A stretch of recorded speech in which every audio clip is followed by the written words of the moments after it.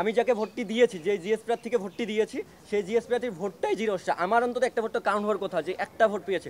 দেখেন অন্য অন্য কেন্দ্রগুলোতে কিন্তু একটাও মিনিমাম ভোট পেয়েছে, একটা কথা মিনিমাম ভোট পেয়েছে, সেই জায়গা থেকে যে আমার ভোটটা গেল, আমার প্রশ্ন এই একটা জায়গায়, যেই জিএস আমাকে বলছে যে তার ভোটটা জিরো, আমি কিন্তু নিজের চোখে দেখি নাই।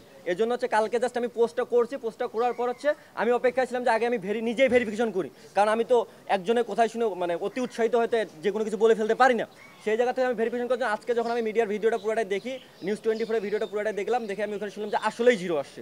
সেই জায়গা থেকে হচ্ছে আমি আজকে যেহেতু প্রেস ব্রিফিংয়ের টাইম দিয়েছি, প্রেস ব্রিফিং এখানে করার পর হচ্ছে আমি আমার অভিযোগটা ওখানে গিয়ে দায়ের করবো যে আমার ভোটটা গেল। আপনাদের যদি আসলেই মানে আমার লিফলেট যদি আপনাদের বাতিলও হয়ে থাকে, মানে আপনাদের যদি যুক্তি দেখান, আমি সেই লিফলেটটা আবার দেখতে চাচ্ছি কেন লিফলেটটা আমার বাতিল হয়েছে, কিংবা বাতিল যদি হয় সেটা আপনারা কেন বললেন না যে বাতিল হয়েছে।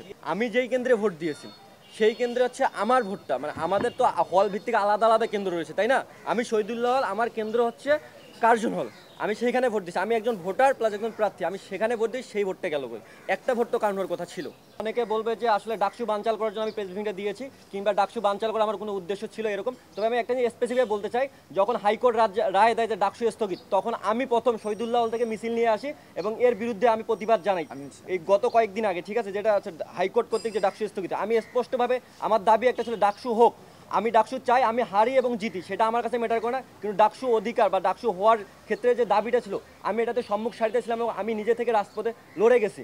এই জায়গাতে আমি একটা জিনিস বলতে চাই, এই যে ভোট কারচুপির যে অভিযোগটা আমার ক্ষেত্রে, আমি আমার অভিযোগটা স্পেসিফাই বলছি, আমি অন্য কারো অভিযোগ কে কতটুকু সত্য কী অভিযোগ দিচ্ছে আমার সেটা দেখার পিছনে আমি আমার যে অভিযোগ নিয়ে এসেছি, যে আমি যে ভোটটা দিয়েছি আমার ভোটটা গেছে কই, এটার জন্য হচ্ছে আমার আজকের এই অভিযোগ। এবং আমি বলতে চাই যে ডাকসু বানচালের কোনো মানে সুযোগ নাই, এবং আমি বানচালের ক্ষেত্রে কোনো কখনোই পক্ষে ছিলাম না, আমি সবসময় বানচালের বিপক্ষে ছিলাম।